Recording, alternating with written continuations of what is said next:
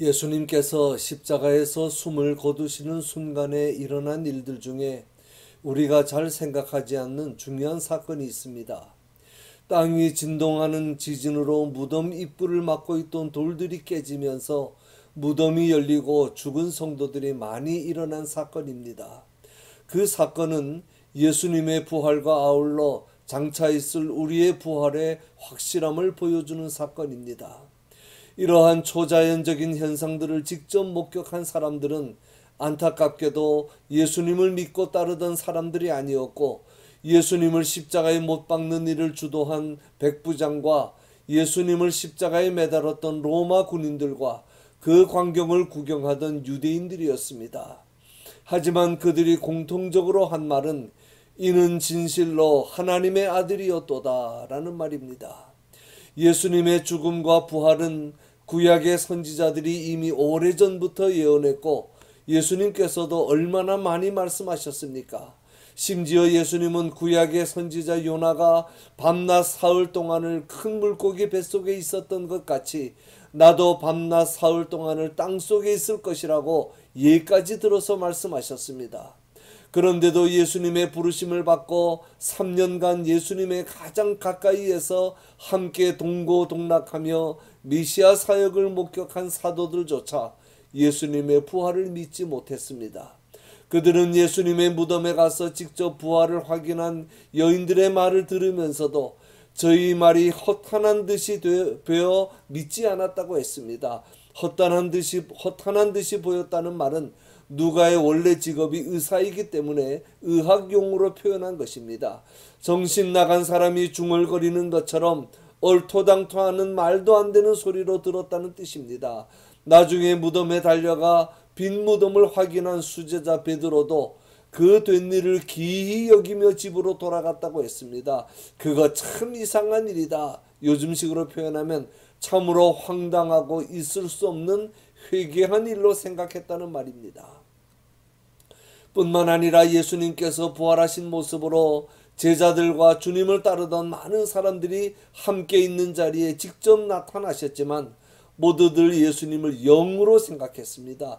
예수님의 육체의 부활을 믿지 않았습니다. 그래서 그들은 예수님의 부활하신 모습을 보면서도 놀라고 무서워하며 의심한 것입니다.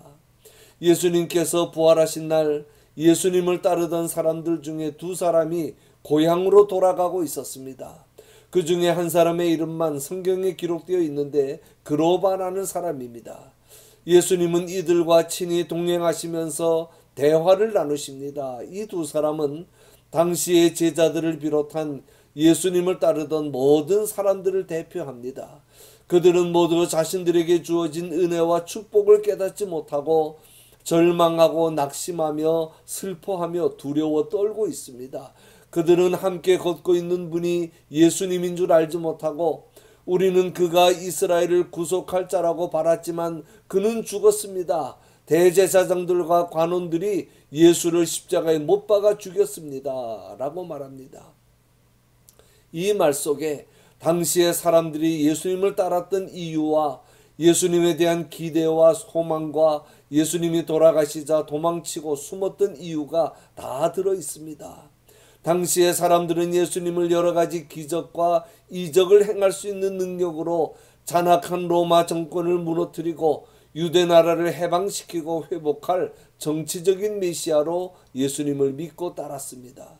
그들은 세상적인 욕심과 인간적인 꿈과 소원을 성취시켜 주므로 세상에서 행복하게 살게 해주는 것을 구속, 즉 구원으로 생각했습니다.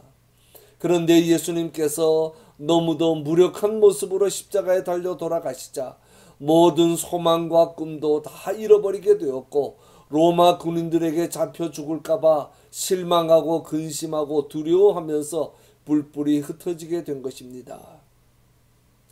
동행하시는 예수님께서 안타까운 마음에 미련하고 선지자들이 말한 모든 것을 마음에 더디 믿는 자들이여 라고 책망하십니다. 미련하다는 말은 생각지 못한다, 생각이 없다는 뜻입니다. 너희들이 왜 그렇게 생각을 못하느냐? 선지자들이 그들이 기록한 글에 뭐라고 했느냐? 왜 그 말씀들을 생각하지 못하고 이해하지 못하고 믿지 못하느냐? 라는 말씀입니다. 예수님에 대한 선지자들의 메시지는 십자가의 고난과 부활의 영광입니다. 예수님은 유월절 어린 양으로 우리를 대신해 십자가에서 죽기 위해 오신 것입니다. 특히 이사야 선지자는 예수님께서 얼마나 무력하고 비참한 모습으로 고난당할 것까지 구체적으로 상세하게 예언했습니다. 그러나 그것으로 끝나는 것이 아니고 모든 고난으로 예수님이 희생제물이 되신 후에 그의 날은 길 것이며 그 손으로 여호와의 뜻을 성취할 것이라고 했습니다. 그러기 위해서는 예수님이 부활하셔야만 합니다. 이것이 선지자들의 메시지의 핵심입니다. 그런데 너희들은 왜 십자가의 고난까지만 생각하고 십자가의 고난으로 모든 것이 끝났다고 생각하느냐? 왜 그렇게 생각이 모자라냐? 라는 말씀입니다. 잊지 마십시오.